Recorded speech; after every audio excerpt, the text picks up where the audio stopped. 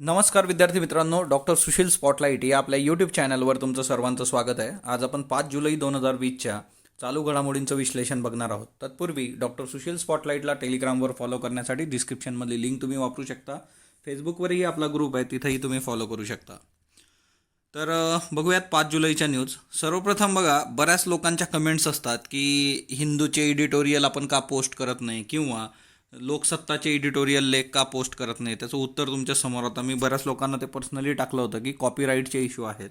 आता बघा, हिंदूचा फ्रंट पेजला काय दिलेलं आहे. As you flip through this e paper, here is a question for you. Did someone forward this to you? हा paper तुम्हाला कुणी पाठवला आहे का? जर यस म्हणजे हा जर पेपर तुम्हाला कुणी पाठवला असेल, the sender is in violation of copyright law. म्हणजे जर हा पेपर कुणी दुसऱ्याला पाठवला तर तो पाठवणारा कॉपीराईट लॉचा व्हायलेशन करतो आहे. What should you do? तुम्ही काय केलं पाहिजे? Ask the person who send this to you stop doing so. म्हणजे तुम्ही त्या व्यक्तीला सांगा की असं करू नको आणि get your subscription at epaper.thehindu.com. म्हणजे तुम्ही स्वतः सबस्क्रिप्शन घ्या आणि ते वाचा. आणि जर असं कुणी करत नसेल तर thank you for being a champion of authentic journalism. Have a great day. म्हणून आपण जे आहेत की न्यूजपेपरच्या PDF आणि त्या सगळ्या गोष्टी ज्या थांबवलेल्या आहेत, कारण हे सध्या काय झालं की कोविड-19मध्ये न्यूजपेपरचा खूप मोठ्या प्रमाणावर लॉस झालेला आहे. ॲडव्हर्टाइजमेंट असतील किंवा एकंदरच न्यूजपेपरचं जे सर्क्युलेशन होतं तेच थांबलं होतं आणि कोट्यावधी रुपयाचा फटका या सगळ्या न्यूजपेपर्सला बसलेला आहे. मग तिच्यात मराठी, इंग्लिश, हिंदी सगळेच पेपर. आणि त्यामुळे कॉपीराईट इश्यूच्या बाबतीत ते फार क्लिअर झालेले आहेत आणि त्यांच्या बाबतीमध्ये सरळ सरळ आता जे आहे ते सबस्क्रिप्शन आहे. म्हणजे बरेचसे पेपर जे आधी फ्री होते ते सबस्क्रिप्शन त्यांच्यासाठी आहे आणि ते सबस्क्रिप्शन असलं तरच तुम्ही त्याला असेस करू शकता. तर त्याच्यामुळे पण महत्त्वाचे जे आर्टिकल आहे ते आपण डिस्कस करतो. So don't worry about that, है ना. रुग्णसंख्या वाढतेच आहे. 24 तासात 22,000 नवे रुग्ण समोर आलेले आहेत, है ना. तर हिच्यामध्ये पण एक महत्त्वाची गोष्ट आहे बघा की या वर्षात तरी लस शक्य नाही. ते 15 ऑगस्टचं बरंच फिरतं आहे. मी कालच त्याचं हे सांगितलं होतं की आपल्यासाठी सेफ्टी खूप महत्त्वाची आहे की ह्युमन ट्रायल्स आणि त्या सगळ्या गोष्टी. ICMRनी जरी पत्रव्यवहार केलेला असला तरी ICMRचं म्हणणं होतं की ICMRवर बरीच टीका झालेली आहे तिच्यातून, तेही आपण बघूयात. पण तिच्यात त्यांनी हे तर क्लिअर आहे की या वर्षात लस शक्य नाही आहे, ती लगेच काही येणार नाही, हे क्लिअर आहे ना. आपण थोडं त्या बाबतीत क्लिअर राहिलेलं कधीही चांगलं. त्याच्यानंतर हे बघा, लसीची घाई धोकादायक, शास्त्रज्ञांचा इशारा. आता सगळ्यात महत्त्वाचं जे आहे की ICMRनी स्पष्टीकरण दिलं होतं की रेड टेप मेकॅनिझम जे आहे की लाल फितीचा कारभार आहे तो तिच्यामध्ये नको आणि तिच्यामधून जे काही आपली लस येणार आहे तिचा कालावधी कमी करणं, हे ICMRचं स्पष्टीकरण आहे.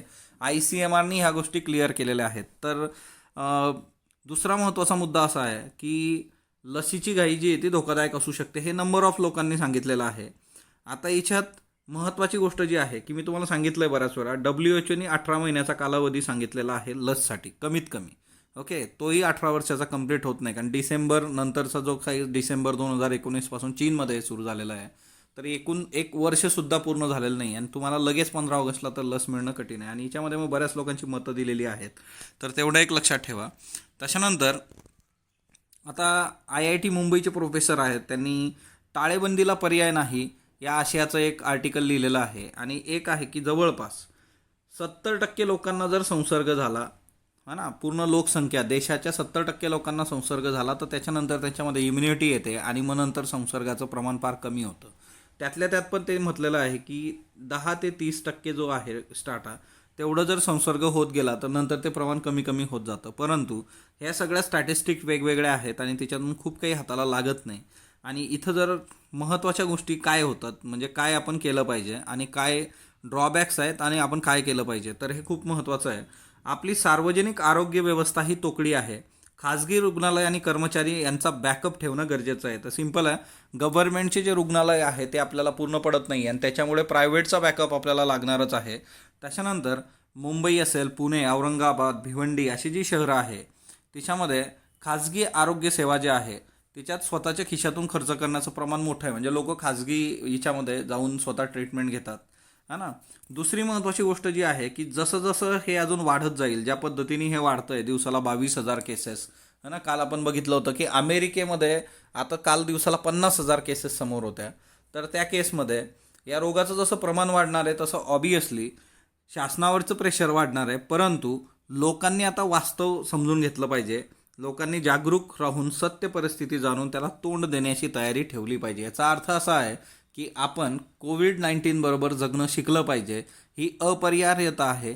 तुम्ही ज्या काही बेसिक नॉर्म्स आहेत की सॅनिटायझरचा वापर करणं, मास्कचा वापर करणं, गरज नसल्यास घराबाहेर न पडणं, ह्या बेसिक गोष्टी लक्षात घेणं गरजेचं आहे. ग्रामीण भागात रोगाच्या संसर्गाची गती आणि त्याची वळणं काय असतील हे अद्याप दिसायचं आहे. म्हणजे जो ग्रामीण भाग आहे, गावं आहेत, आता गावांमध्येही एक एक केसेस समोर यायला सुरुवात झालेली आहे. आणि ह्या सगळ्या याच्यामध्ये गावांच्या बाबतीत ज्या वेळेस केसेस समोर यायला लागतील तर तिथं ग्रामीण भारतामध्ये हे कशा पद्धतीचं चित्र असेल हे अजून स्पष्ट व्हायचं आहे. आणि त्याच्यामुळे तेही आपल्यासाठी एक चॅलेंज असणार आहे. कारण आतापर्यंत जे आहे ते शहरी भागातला सगळा सिनॅरिओ आपल्यासमोर आहे.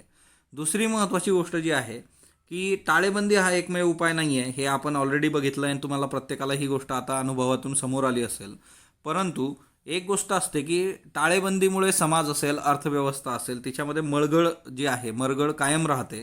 आणि त्याच्यामुळे आता आपण काय केलं पाहिजे तर सगळ्यात महत्त्वाची गोष्ट की सार्वजनिक शौचालय असतील किंवा पाण्याची ठिकाणं असतील त्याची प्रभागनिहाय यादी करणं आणि दाटीच्या ठिकाणी कमी संसर्ग होण्यासाठी सुधारणा करणं. म्हणजे जो स्लम एरिया आहे जिथं मोठ्या प्रमाणावर म्हणजे घनता जी आहे लोकसंख्येची ती खूप मोठ्या प्रमाणावर आहे, स्वच्छतेचा अभाव आहे, अशा ठिकाणी फोकस करणं फार गरजेचं आहे. दुसरं म्हणजे हवा खेळती राहील तर ते आपण बघितलं पाहिजे.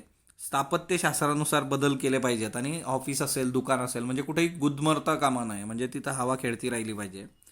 गल्लीबोळं जी आहेत छोटी छोटी अशा ठिकाणी मोठ्या गाड्यांना बंदी घालणं, तसेच दुकानांचा व्यवहार मोकळा करणं हा पण एक मोठा मुद्दा आहे. त्याच्यानंतर शासनाच्या कार्यालयांमध्ये टोकन प्रथा सुरू करायची, म्हणजे गर्दी होणार नाही. बऱ्याच ठिकाणी आपल्याला हे दिसून येतं आहे की बँका असतील किंवा शाळेची फीस भरण्यासाठी पण गर्दी होते आहे. तर टोकन सेवा तुम्ही सुरू करा. त्याच्यानंतर सार्वजनिक वाहनांमध्ये पारदर्शक पडदे लावायचे. तिकीट विक्री जी आहे ती ऑनलाईन करायची. सार्वजनिक परिवहन सुरू केलं पाहिजे, जे आज बंद आहे. तर तोही मुद्दा आहे. पण तिच्यामध्ये मुद्दा असा आहे की मोठ्या प्रमाणावर लॉस तिथं होतो आहे. कारण गावाकडे तर लिटरली म्हणजे गाडी जाऊन येते. बस मधल्या काळात त्यांनी प्रयोग केला आणि बसचा जो खर्च आहे जाण्या येण्याचा त्याच्या 1% सुद्धा त्यांच्या हातात येत नाही आहे. कारण तो खूप मोठा इश्यू आहे. तर बघूयात येत्या काळात. GSTला जवळपास 3 वर्ष होत आहेत बघा, है ना, जुलै 2017. तर GSTला 3 वर्ष पूर्ण होत आहेत.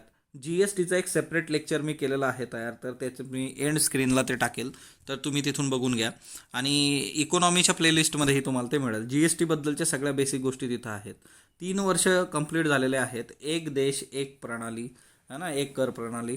आणि ह्या सगळ्या याच्यामध्ये GSTवर क्रिटिसाइज करणं, GSTच्या बऱ्याच GSTचं जे टार्गेट असतं आपलं 1,00,000 कोटी रुपये प्रति महिना, ते फार कमी 4 ते 5 महिन्यामध्ये 2019मध्ये आपण ते अचीव केलेलं आहे.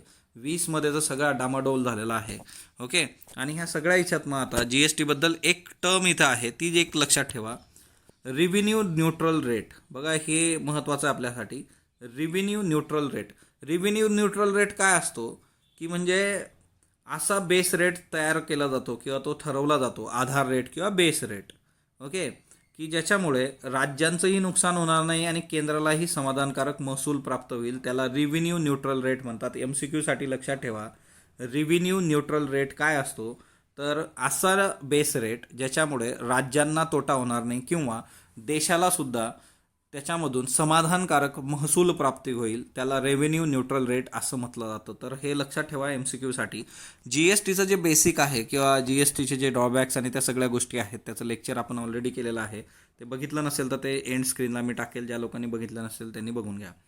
आता बघा, जे TVचं वगैरे सगळं जे काही एंटरटेनमेंटचे प्रोग्राम आहेत त्यांचं शूटिंग सुरू होतं आहे थोडं हळूहळू.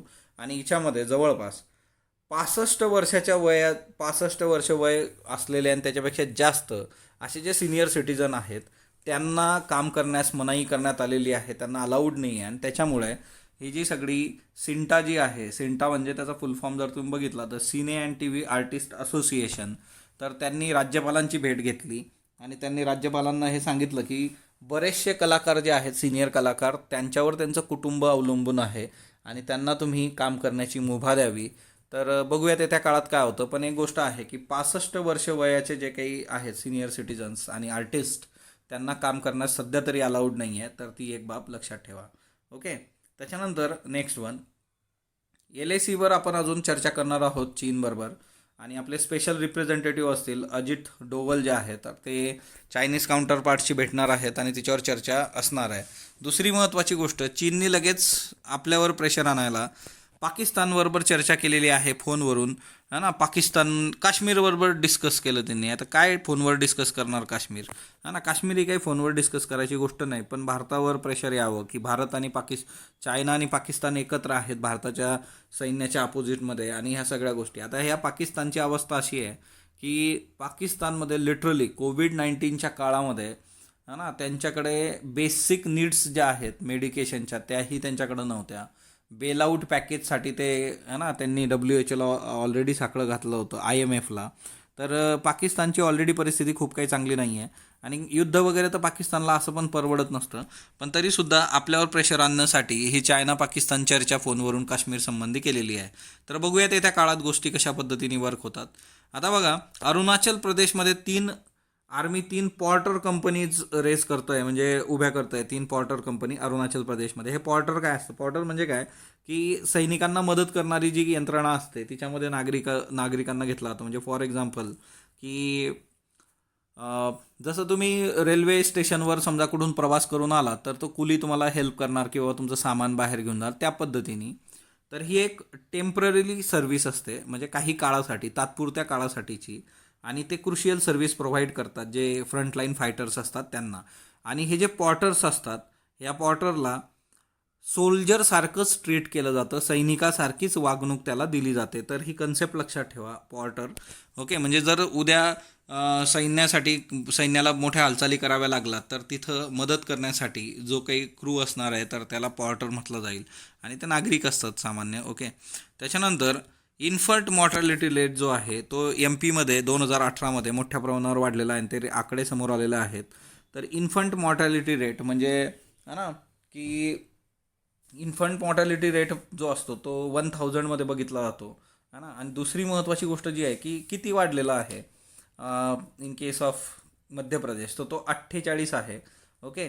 त्याच्यानंतर दुसरं जे राज्य येतं तर ते याच्यानंतर जे आहे ते आसाम आहे आणि त्याच्यानंतर ओडिसा आहे. तर ती 3 राज्य जी आहेत की MP, त्याच्यानंतर आसाम आणि मग ओडिसा. आता याची कारणं काय आहेत? सगळ्यात मेजर कारण आहे की 2 बाळांमध्ये प्रॉपर गॅप नसणं. सुरक्षित अंतर ठेवा, हा ना. तर ते सुरक्षित अंतर नसणं, तर सुरक्षित अंतर किती पाहिजे 2 बाळांमध्ये? तर 3 वर्षाचं पाहिजे, 3 इयर्स. किती ठेवलं जातं? तर 2.5 वर्षाचं वगैरे ठेवलं जातं. तर ते किमान 3 वर्ष पाहिजे आईची हेल्थ, बाळाची हेल्थ ह्याच्यात. हे एक महत्त्वाचं कारण आहे इन्फंट मॉर्टॅलिटी रेटचं.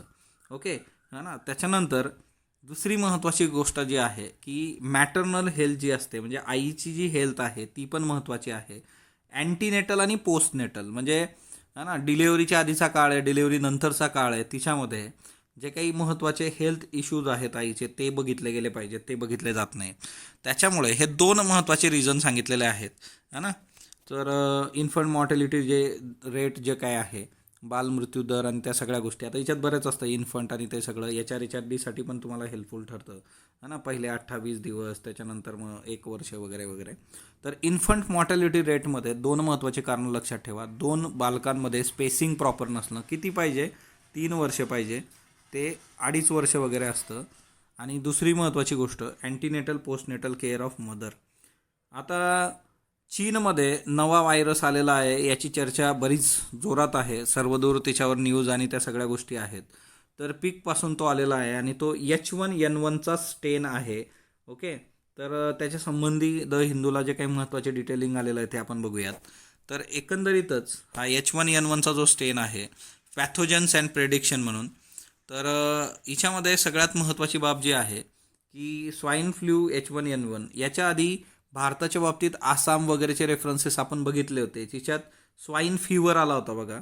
तर तो स्वाईन फ्लूवर जो होता तिच्यामध्ये मोठ्या प्रमाणावर डुकरांची म्हणजे त्यांची डेथ झालेली आहे मोठ्या प्रमाणात, कारण ते आपण ऑलरेडी कव्हर केलेलं आहे स्वाईन फीवर. तर हा स्वाईन फ्लूचा एक नवीन स्टेन आहे जो चायनामध्ये आढळलेला आहे. याला G4EAH1N1 असं नाव दिलेलं आहे बघा, G4EAH1N1. ओके. आता याच्यापासून किती रिस्क आहे, तर खरं तर हा 2016पासून तिथं आढळतो. आणि दुसरी महत्त्वाची गोष्ट जी आहे की तिथं जे काम करणारे लोक आहेत की हे सगळं वराह पालनामध्ये काम करणारे, तर त्यांच्या बॉडीमध्ये याच्या अँटीबॉडीज ऑलरेडी आहेत. खूप म्हणजे सर्वात महत्त्वाचं म्हणजे की ॲक्च्युअली ते आजारी न करता इन्फेक्शन करत असतं. हा याचा सगळ्यात महत्त्वाचा मुद्दा आहे की हा जो G4 आहे तर तो इन्फेक्ट करतो पण लगेच आजारी कुणी पडत नाही. तर तो एक महत्त्वाचा मुद्दा याच्यामध्ये आहे. आणि जी लोक तिथं काम करतात त्यांच्या वर्कर्सच्या बॉडीमध्ये ह्या अँटीबॉडीज सापडलेल्या आहेत. पिग हा जो असतो हा इमिडिएट होस्ट असतो यांच्यासाठी. ओके. आणि दुसरी महत्त्वाची गोष्ट जी आहे की generation of pandemic influenza virus, तर हे इन्फ्लुएन्झा व्हायरसशी रिलेट करतं. तर ते एक लक्षात ठेवा. त्याच्यामुळे आता सध्याच्या ह्याच्यात जर तुम्ही बघितलं तर एकंदरीतच चीनमध्ये ह्या गोष्टी समोर आलेल्या आहेत. G4 हा करंट पॅन्डेमिक आहे का, तर नो, असं नाही आहे अजून. त्याची जे पॉसिबिलिटीज आहेत त्या समोर यायच्या आहेत. पॅन्डेमिक कधी होतो की ज्या वेळेस मोठ्या प्रमाणावर अख्ख्या जगभर ते पसरतं त्यावेळेस. तर तशी अजून परिस्थिती नाही आहे. त्याच्यानंतर डिसीज पॅन्डेमिक रिस्क सर्व्हिलन्स काय असतो. आता प्रत्येक देशामध्ये त्याची स्वतःची डिसीज सर्व्हिलन्स सिस्टीम असते, मेकॅनिझम असतं की ते मॉनिटर करतात आणि ट्रॅक करत असतात इमर्जिंग डिसिजेसला. आणि पब्लिक हेल्थ टीम जी आहे ती इव्हॅल्युएट करते पर्टिक्युलर पॅथोजन कम्युनिटीमध्ये. तर प्रत्येक देशामध्ये त्यांचं एक डिसीज रिस्क सर्व्हिलन्स असतं. तर ते ह्या सगळ्या इमर्जिंग डिसिजेसबद्दल निर्णय घेत असतं. मग याच्यामध्ये तुम्हाला डेंग्यू असेल, इबोला आउटब्रेक असेल, तर ह्या सगळ्या गोष्टी. दुसरी महत्त्वाची गोष्ट जी आहे ह्या सगळ्या याच्यामध्ये, फ्युचर काय असेल याचं. तर फ्युचर सिम्पल आहे की WHO काय सांगतं करोनाच्या बाबतीमध्ये की टेस्ट टेस्ट टेस्ट टेस्ट तुम्ही वाढवा, गोष्टी वर्क होतील. आणि दुसरं म्हणजे vigilance the world must six vigilance, म्हणजे तुम्ही प्रॉपर मॉनिटर करणं, लक्ष ठेवणं हे फार महत्त्वाचं आहे. एक महत्त्वाची ही संस्था आहे, ही लक्षात ठेवा, WHOची, GOARN, global outbreak alert and response network. Okay. की हे जे काही इमर्जिंग डिसिजेस आहे त्यासंबंधी काम करत असतं. तर याच्या संबंधीचं MCQला तुम्ही हे लक्षात ठेवा की global outbreak alert and response network हे खूप महत्त्वाचं आहे. ओके. तर हे थोडं लक्षात घ्यायला पाहिजे आपण. आणि ही लक्षात ठेवा की global outbreak alert and response network WHO संबंधित आहे. त्याच्यानंतर अक्षरकार कमल शेडगे, वय वर्ष 85, यांचं निधन झालेलं आहे. आणि ते ऑब्वियसली अक्षरकार त्यांना म्हटलं जातं. 1955 पासून वर्तमानपत्रातून सुलेखनाचा प्रवास त्यांनी सुरू केला. वेगवेगळ्या प्रकारची अक्षरं काढणं आणि खूप प्रॉपर, म्हणजे तुम्ही जे वेगवेगळे फॉन्ट असतात बघा अक्षराचे, त्या पद्धतीने स्वतः ते लिहिणं. 1962ला रायगडाला जेव्हा जाग येते या नाटकासाठी त्यांनी प्रथम सुलेखन केलं. म्हणजे रायगडाला जेव्हा जाग येते हे नाव कसं असलं पाहिजे. पुस्तकं त्यांची 3 आहेत, माझी अक्षरगाथा, कमलाक्षरे, चित्राक्षरे, ही 3 पुस्तकं त्यांनी लिहिली. टाइम्स ऑफ इंडियामधून सुलेखनाचा प्रवास त्यांनी सुरू केला. महाराष्ट्र टाइम्समधून मराठी अक्षरलेखनाचा प्रवास त्यांनी सुरू केला होता. तर ह्या 2 महत्त्वाच्या गोष्टी आहेत. 55 वर्षाच्या कारकिर्दीत त्यांनी हजारो नाटकांची नावे सुलेखनाने स्मरणीय केलेली आहेत. Okay. So Times of India, Maharashtra Times, रायगडाला जेव्हा जाग येते, तर अक्षरकार जे आहेत कमल शेडगे हे लक्षात ठेवा. त्याच्यानंतर अमेरिकेमध्ये चीनविरोधी निदर्शनं सुरू झालेली होती 4 जुलैला. आणि ही निदर्शनं कुठं झाली, तर तिथला जो ऐतिहासिक टाइम्स स्क्वेअर आहे तिथं चीन विरोधात निदर्शनं केली गेली. कुणी केली, तर भारतीय अमेरिकी नागरिकांनी केली. तिबेटी आणि तैवानी समुदायाचे लोकही यात सहभागी झाले आहे. याचा फायदा असा होऊ शकतो की या अमेरिकी नागरिकांना थोडं प्लीज होण्यासाठी डोनाल्ड ट्रम्प आणि अमेरिका चीनच्या अगेन्स्ट अजून थोडी प्रखर भूमिका घेऊ शकते. ऑलरेडी चीन आणि अमेरिकेचं खूप काही चांगलं नाही आहे एकंदरच, जे काही करोना व्हायरसनी अमेरिकेला ग्रसित केलं आहे त्याच्यानंतर. पण एक गोष्ट इथं क्लिअर आहे की अमेरिकेतले जे काही भारतीय नागरिक आहेत त्यांनी जर अशा पद्धतीने निदर्शनं केली तर निवडणुका आहेत, डोनाल्ड ट्रम्पला यांची मतंसुद्धा पाहिजे आहेत ना. त्याच्यासाठी आपण हाऊडी मोदी नावाचा कार्यक्रम पण तिथं घेतला होता. आणि तिथून आपल्याला अजून थोडासा आहे ना इंटरनॅशनल प्रेशर क्रिएट झालं भरपूर आहे. न्यूयॉर्क आणि न्यूजर्सीमधले भारतीय जे आहेत त्यांनी फेडरेशन ऑफ इंडियन असोसिएशन या महासंघाच्या पदाधिकाऱ्यांसमवेत बायकॉट चायना, भारत माता की जय, चीनी आक्रमण थांबवा अशा घोषणासुद्धा दिल्या होत्या. आणि तिबेटी तैवानी नागरिकसुद्धा याच्यात होते. आता PV नरसिंहराव यांचं जन्मशताब्दी वर्ष 2020 आहे. आपण ऑलरेडी ही न्यूज कव्हर केली होती. पण आज मनमोहन सिंग यांनी त्यांच्याबद्दल काही लिहिलं आहे. आणि तिच्यामध्ये त्यांच्या कारकिर्दीत झालेल्या महत्त्वाच्या ज्या घटना आहेत तर त्या आलेल्या आहेत आणि त्या आपल्याला महत्त्वाच्या आहे. म्हणजे सिंपल प्रश्न विचारला जाऊ शकतो की पी नरसिंहराव पंतप्रधान असताना कुठले महत्त्वाचे निर्णय झालेत. 1991 सगळ्यात महत्त्वाचं, मनमोहन सिंग हे अर्थमंत्री होते त्यावेळी आणि आर्थिक सुधारणा हाती घेण्यात आल्या होत्या. बंदिस्त अर्थव्यवस्थेला अर्थकारणाचा प्रवास जो होता तो खाजगीकरण, उदारीकरण, जागतिकीकरण LPG हे त्यांच्या काळात झालेलं आहे. 1993 नरसिंहरावांनी चीनला भेट दिली होती, ते मग एक महत्त्वाचा इश्यू आहे. त्याच्यानंतर सार्क देशांमध्ये दक्षिण आशियाई देशांशी अग्रणी व्यापार करार या काळात झालेला आहे.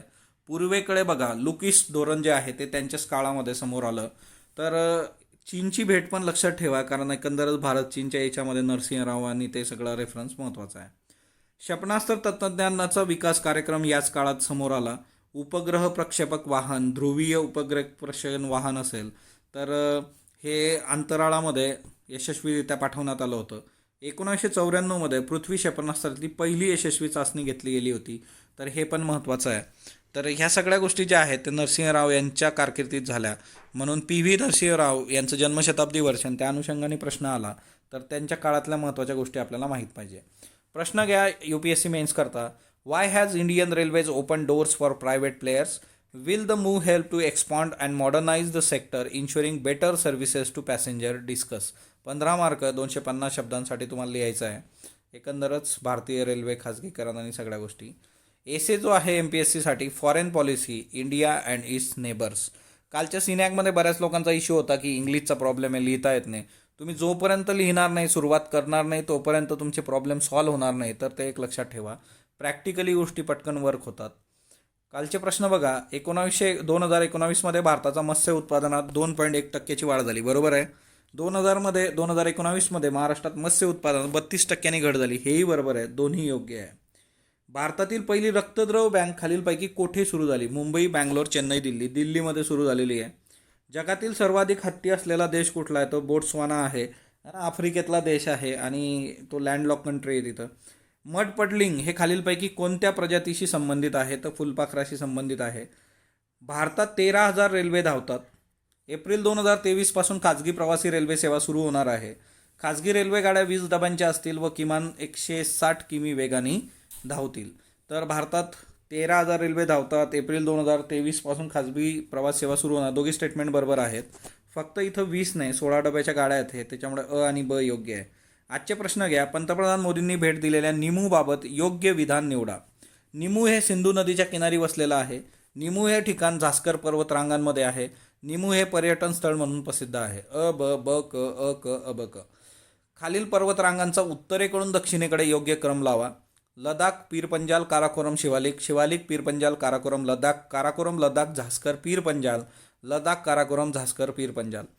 2020 सालचा नटवर्य प्रभाकर पणशीकर रंगभूमी जीवनगौरव पुरस्कार कोणाला जाहीर झाला? लीलाधर कांबळी, रत्नाकर मतकरी, श्रीकांत मोघे, विजया मेहता. लीड हे शालेय पोर्टल खालीलपैकी कुणी सुरू केले? दिल्ली, महाराष्ट्र, केरळ, तेलंगणा. कुत्र्यांची तस्करी व मांस यावर मार्च 2020 बंदी घालणारं राज्य कुठलं? आसाम, मिझोराम, नागालँड, मणिपूर. याची उत्तर तुम्ही कमेंट बॉक्समध्ये देणार आहात. स्पॉटलाईटला जो तुम्ही प्रतिसाद देत आहात त्याबद्दल मी आपला आभारी आहे. स्पॉटलाईटला लाईक करा, शेअर करा, सबस्क्राईब करा. धन्यवाद विद्यार्थी मित्रांनो.